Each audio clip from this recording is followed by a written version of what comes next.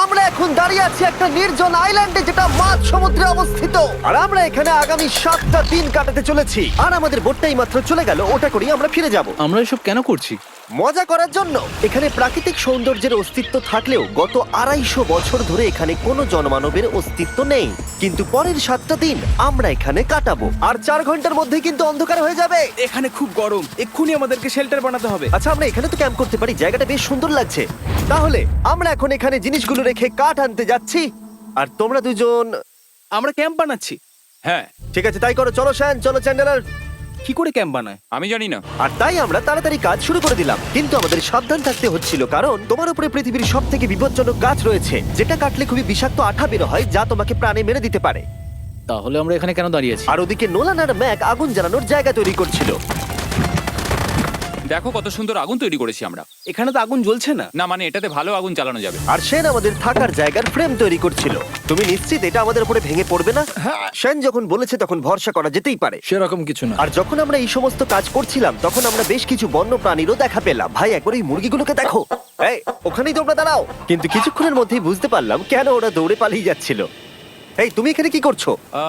আরে এটা কি? হ্যাঁ, ও এটা একটা ছুরি। তুমি কি এই মুরগিগুলোকে মারার প্ল্যান করছো? হ্যাঁ, আমার একটা মুরগি চাই। আমরা মুরগি মারতে পারি না। জিমি, এখানে আসার আগে তুমি ডিনারটা কি করেছিলে? বলবো না। প্রথম দিনের বাকিটা ক্যাম্প তৈরি করতে কেটে গেল, যেটা ছিল বেশ সহজ। এখন তোমাদেরকে ক্যাম্প দেখাবো। এখানে আগুন জ্বলবে আর এখানে খাবার তৈরি হবে। এদিকে এসো। আর ঠিক এইখানে আমরা ঘুমাবো, যেটার বিশেষ প্রয়োজন। তারপর আমরা নিয়ে এলাম সার্ভাইভাল ক্রেট, যাতে ছিল খাবার, জল আর সবথেকে গুরুত্বপূর্ণ একটা ফ্লেয়ার, যা বিপদে কাজে লাগতে পারে। আর সূর্য ডোবার আগেই আমরা সমস্ত কিছু তৈরি করে নিয়েছিলাম, একটা জিনিস ছাড়া। দাঁড়াও 1 মিনিট, সানস্ক্রিন দিয়ে কি আগুন জ্বলে? প্রথম দিন শেষ হলো আর আমার স্কিনে একটু সানবার্ন হয়েছে। আমি আশা করি ভালো করে ঘুমোতে পারবো আজকে। আশা করব বৃষ্টি হবে না। কাল আমাদের আরো বড় শেল্টার বানাতে হবে, আর আমরা বলতে আমাদের বাবা ওদিকে শুয়ে আছে, সে তৈরি করে দেবে। ঠিক আছে। ঠিক আছে। ও ও, ও জিমি, তুমি মায়ের মতো আর সেন হচ্ছে বাবা। আমি এবারে ঘুমাবো, দ্বিতীয় দিনে দেখা হচ্ছে। প্রথম রাত্রে ঘুমানোর সময় আমরা অনেক নড়াচড়া করেছিলাম। আমরা বলতে বোঝাতে চেয়েছি, মানে হলো আমি। তাই পরের দিন আমরা শেল্টারটাকে আরো ভালো করব বলে ঠিক করলাম। দ্বিতীয় দিনের কাজ খুবই সহজ। আমরা একটা বড় আর রেন প্রুফ শেল্টার তৈরি করব। আমাদের আরো কমফোর্টেবল সিট চাই, কারণ আমার পিছন ব্যথা হয়ে গেছে, আর একটা ভালো আগুন জ্বালানোর জায়গাও চাই। আমারও পিছন ব্যথা হয়ে গেছে। আমরা লম্বা শক্ত কাঠ খুঁজছিলাম, যেগুলো দিয়ে আমরা আমাদের শেল্টারটাকে ছাউনি দিতে পারবো, যাতে বৃষ্টির জল শেল্টারের ওপরে জমে না থেকে পিছন দিক দিয়ে বেরিয়ে যেতে পারে। আর যখন আমরা নতুন শেল্টারের জন্য জিনিস খুঁজতে ব্যস্ত ছিলাম, তখন ম্যাক আর নোলান আমাদের জন্য নতুন সিট খুঁজছিল। তুমি ওটা দেখতে পাচ্ছো? হ্যাঁ, ওই জিনিসটা কি? দেখে তো মনে হচ্ছে ওটাতে বসে বেশ আরাম হবে। আরে এটা তো বয়া। ও, এখানে একটা নেটও রয়েছে। এই নেটটা দিয়ে আমরা মুরগি ধরতে পারবো। কিন্তু ও অনেক ছাড় পোকা, ছাড় পোকা, ছাড় পোকা। জিমি, আমরা সমুদ্রে একটা বয়া খুঁজে পেয়েছি। এটা কিন্তু বেশ নরম। তুমি কি এটা চুরি করেছো? না, ও কি এটা চুরি করেছে? এটা আমরা বিচ থেকে পেয়েছি।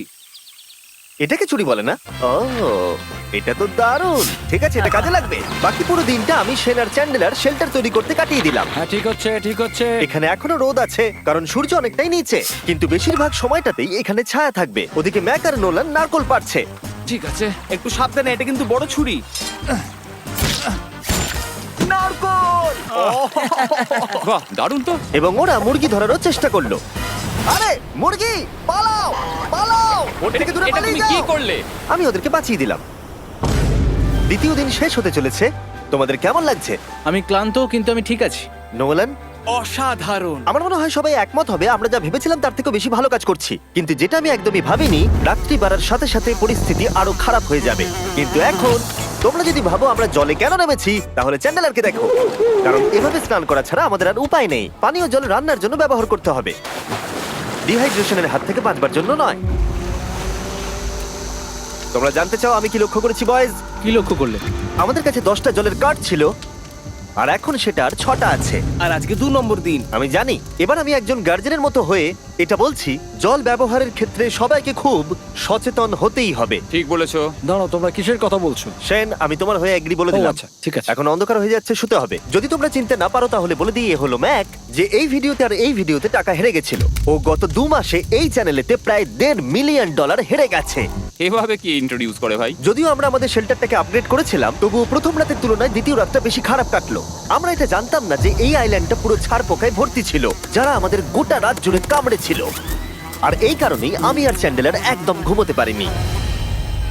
আমার সারা রাত ঘুম হয়নি, সম্ভবত সব থেকে খারাপ রাত আমি কাটিয়েছি। দেখো আমার